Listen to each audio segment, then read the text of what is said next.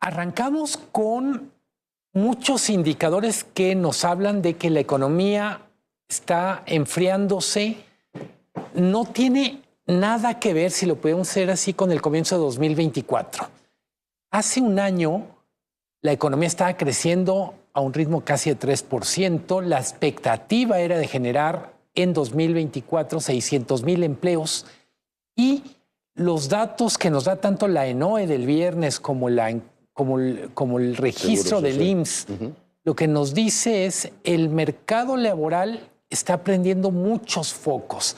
No solo desde el punto de vista de trabajadores, se redujo el número de patrones registrados en el IMSS casi 2%. Pregunta, naturalmente en diciembre siempre hay este efecto cíclico, pero ¿qué está afectando más? ¿La incertidumbre producto de Trump, la incertidumbre 4T, reforma judicial y todas estas cosas que, aunque han perdido volumen, siguen estando ahí? ¿O también el endurecimiento de la regulación laboral, que yo entiendo que cada vez cuesta más? Ayer leía el periódico que tú atinadamente diriges, va creciendo la informalidad y uno dice, a ver, baja el empleo formal, sube la informalidad. A lo mejor cuesta cada vez más a los empresarios, a los pequeños, ir creando empleos formales. ¿Por dónde iría la explicación, director? Yo creo que es un tema complejo y no tiene una sola explicación. Si me apuras, cuando vemos que el sector que más empleos perdió es construcción, también tienes una idea muy clara. No es solo la construcción o el final de la construcción de las obras emblemáticas. Hay que recordar que el sexenio pasado también hubo este experimento de convertir al ejército en el principal contratista de obra pública. La propia industria de la construcción decía, oigan, eso va a debilitar el propio sector. Entonces yo diría, a un tema complejo tenemos que entender que son respuestas complejas.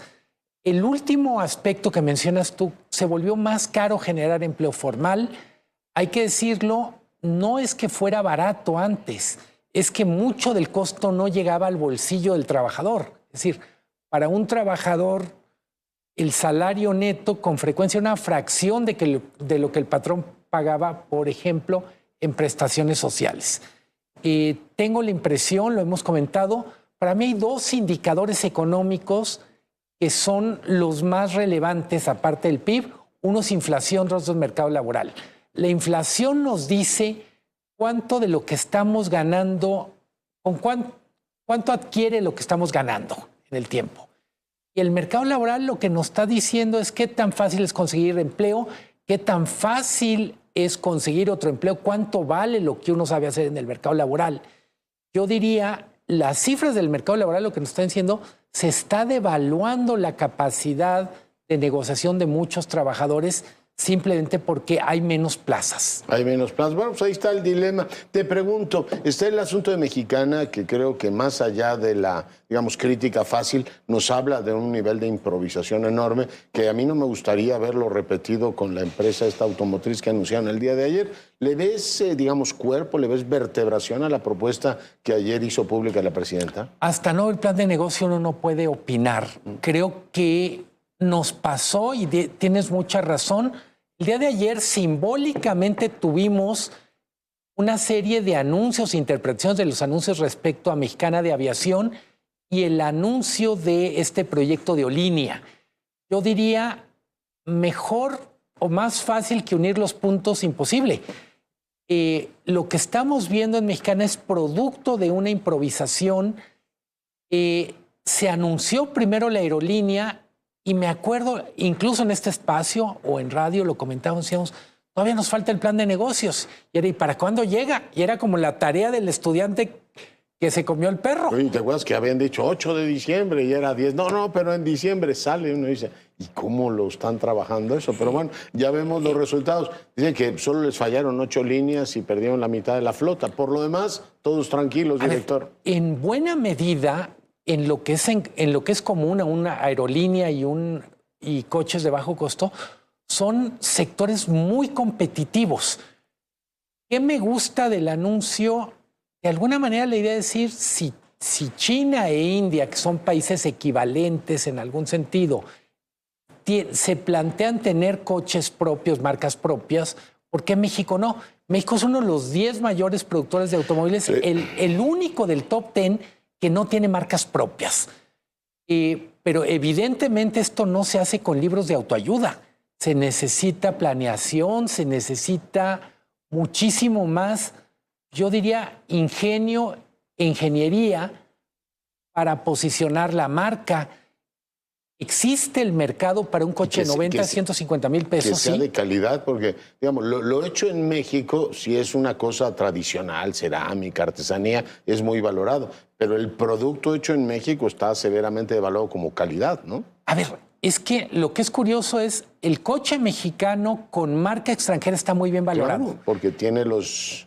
igual que los restaurantes que tienen ¿cómo se llama la franquicia extranjera? Dicen, van a mantener la calidad. Pues si hay desconfianza histórica sobre eso, yo recuerdo Dina, que empezó a hacer Renault, recuerdo Automex, que empezó a hacer los Chrysler, ya no te digo más, había unos que se llamaban Rambler y pasaron a ser vehículos automotores que mexicanos. produjeron probablemente el coche más feo de la historia, que es el Gremlin. El Pacer era el más feo. El Pacer, perdón. Bueno, no, es que estamos... No, y compiten. No, pero digamos, hay una larga historia. Los que tenemos cierta edad, dices, oiga, ya, como que esa historia ya me la contaron del coche mexicano. Sí, la idea es asociarlo a calidad y prestigio, que tú digas, me compro un coche mexicano no solo por un acto patriótico, sino porque realmente es competitivo y bonito. A ver, competitivo en un mercado súper competido. El fin de año tuvimos muchas noticias del sector automotriz, la crisis de la industria en Alemania, la fusión inminente entre Honda y Nissan para poder competir.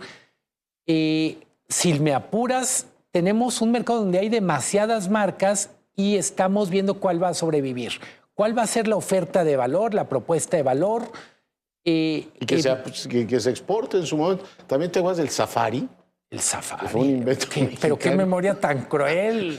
Puro coche feo recuerdas. Bueno, pues esos son los que se han producido en el país. Espero que la historia sea diferente y que lo monten bien. Me suena a mí lógico porque finalmente lo que va a hacer es ensamblar, ¿no? Le preguntaba a la secretaria, oye, las baterías, que es el tema central de los autos eléctricos, las vamos a importar y lo que se va a hacer es armar. Que en México sí hay una larga tradición de armadoras automotrices, ¿no? Una notabilísima tradición. Yo diría, bueno, hablando de tradición, pero en realidad son los últimos 30 años, que tiene que ver con... Tenemos millones de personas que trabajan para la industria automotriz en autopartes o en producción o ensamblado. Tenemos muchos ingenieros. Creo que hay más viabilidad en ese sentido que en aerolíneas, pero... Vamos esperando a ver el plan de negocios. Sí, claro, y esperando, digo, lo comparaba los dos elementos porque espero que ahora sí se lo piensen bien, que este capital semilla de 25 millones se combine con capital privado, todavía no determinan con quién lo van a hacer, pero aquí tengamos un plan que vuele, no como estos de... También otra empresa que tampoco voló nunca, Gas del Bienestar, ¿te acuerdas? Sí. O la megafarmacia, es decir, se les ocurre de pronto, tiene que tener continuación. Pero a ver... La cantidad, cuando dijeron 25 millones, yo primero dije en automático, son dólares, pero son pesos. En estos días tú eres futbolero. Las Chivas están contratando un jugador, Alan Pulido, dicen $4 millones.